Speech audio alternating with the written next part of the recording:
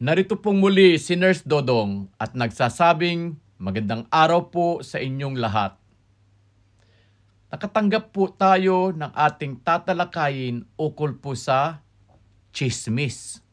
Opo, ito ay ukol sa tsismis. Ukol po sa mga tsismoso at tsismosa. Mukha pong malayo yata ito sa aking pananaw at tema ng aking pagbibigay ng aral ukol sa aking propesyon. Pero ganun po paman, ako po ay nagsaliksik nito para sa mga viewers at sumusuporta ng aking programa. Bakit mahilig ang mga tao sa tsismis? At bakit ang saya sa kanila kung pinag-uusapan ito? Ano po ba ang sabi sa Biblia at ano po ang implications nito? Napakagandang tanong nito. At totoo, marami talagang tao ang namuhuhumaling sa tsismis. Para masagot ito ng buo, hatiin po natin sa tatlong bahagi. Unang bahagi, bakit mahilig ang tao sa tsismis? Ang tsismis o gossip ay tila natural ng bahagi ng ugali ng tao, lalo na sa konteksto ng pakikisalamuha. Ilan sa mga dahilan kung bakit mahilig ang tao sa tsismis? Una, psychological enjoyment. Nakakatuwa raw sa pakiramdam ang may alam na impormasyon tungkol sa ibang tao, lalo na kung ito ay hindi alam ng iba. Nagbibigay po ito ng sense of power or superiority. Pangalawa naman po ay social bonding. Sa ilang pagkakataon, ginagamit ang tsismis upang magka-relate ang mga tao sa isa't isa. Halimbawa, narinig mo na ba si ganito? Nagiging tulay ito sa pag-uusap. Pangatlo, pagpapalipas ng oras. Sa kakulangan na makabuluhang gawain, nagiging aliw ang pag-uusap tungkol sa buhay ng iba. Pang-apat, pagpapalinis ng sarili, self-cleaning. Minsan ginagamit ang tsismis para pabungihin ang sarili sa pamamagitan ng paninira sa iba. Pangalawang bahagi, ano ang sabi ng Biblia tungkol sa tsismis? Maraming babala po ang Biblia tungkol sa tsismis. Sa katunayan po, itinuturing itong kasalanan dahil sumisira ito sa kapwa, sa komunidad at sa espiritualidad ng isang tao. Ano po ba ang mga talata sa Biblia ukol po sa mga tsismis?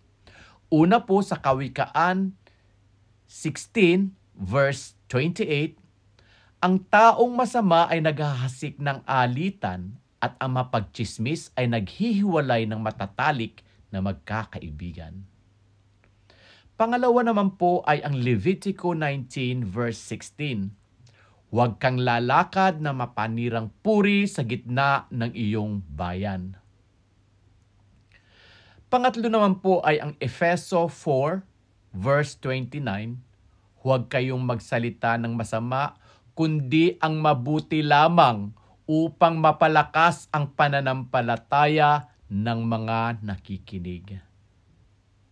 Pang-apat naman po ay sa Santiago 1 verse 26, kung inaakala ng sinuman na siya'y makadiyos, ngunit hindi niya pinipigil ang kanyang dila, dinadaya niya ang kanyang sarili at walang kabuluhan ang kanyang pananampalataya.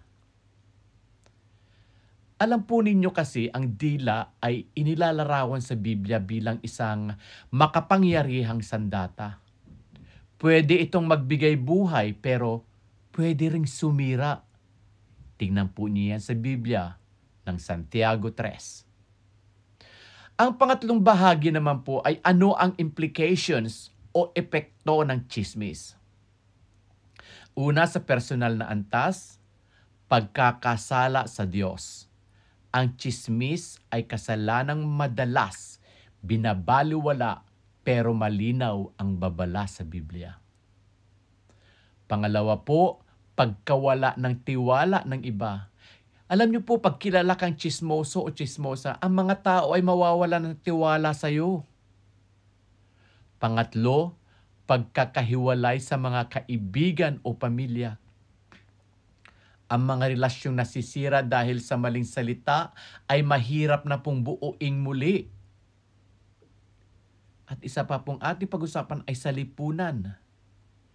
Pagkawatak-watak ng komunidad, ang tsismis ay magbubunga ng hindi pagkakaunawaan, galit at hidwaan.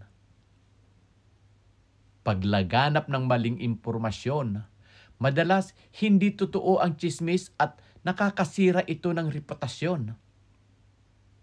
Ano naman po sa espiritual naman na buhay? Nagpapakita po ito ng kakulangan sa pagmamahal sa kapwa. Hindi mo po tunay na mahal ang kapwa mo kung sinisira mo siya sa iba. Nagiging hadlang din po ito sa pagbabago o sa paglago. Ang pusong puno ng tsismis ay sarado sa kabanalan at pag-ibig ng Diyos. Paano po tayong iiwas sa tsismis? Maging intentional sa pakikinig. Kung narinig mong nagsisimula na ang tsismis, pwede kang umiwas o ilipat ang usapin. Maging mapanagot sa sariling dila. I-check muna ang sarili bago magsalita. Tanungin mo ang iyong sarili kung, totoo ba ito? Makakatulong ba ito? Kailangan ba talagang sabihin ito? Ituon ang usapan sa mabubuting bagay.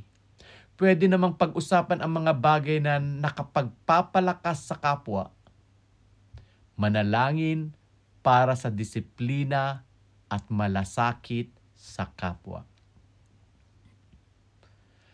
Ang tsismis po kasi ay tila isang maliit na bagay sa paningin ng marami. Pero malalim ang epekto nito sa buhay, sa relasyon at pananampalataya bilang mga taong nagnanais sumunod sa kalooban ng Diyos. Kailangan nating maging mapagbantay sa ating dila at laging alalahanin na ang tunay na pagmamahal sa kapwa ay ipinapakita sa salita at sa gawa. Kung gusto mong palitan ang ugali ng pagiging tsismoso o tsismosa, ang hunang akbang ay pagtanggap na ito'y mali at pagsisikap na itama ito sa tulong ng ating Panginoong Diyos. Gusto po niyong alamin kung ano ang paliwanag sa larangan ng siyensya ang tsismis? Mas maganda kung tayo ay may kaalaman. Comment lang po sa baba kung nais niyong malaman ang paliwanag sa larangan ng agham at huwag pong kalimutang i-share. Muli, ito po si Nurse Dodong at nagsasabing muli, magandang araw po sa inyong lahat at salamat po sa suporta.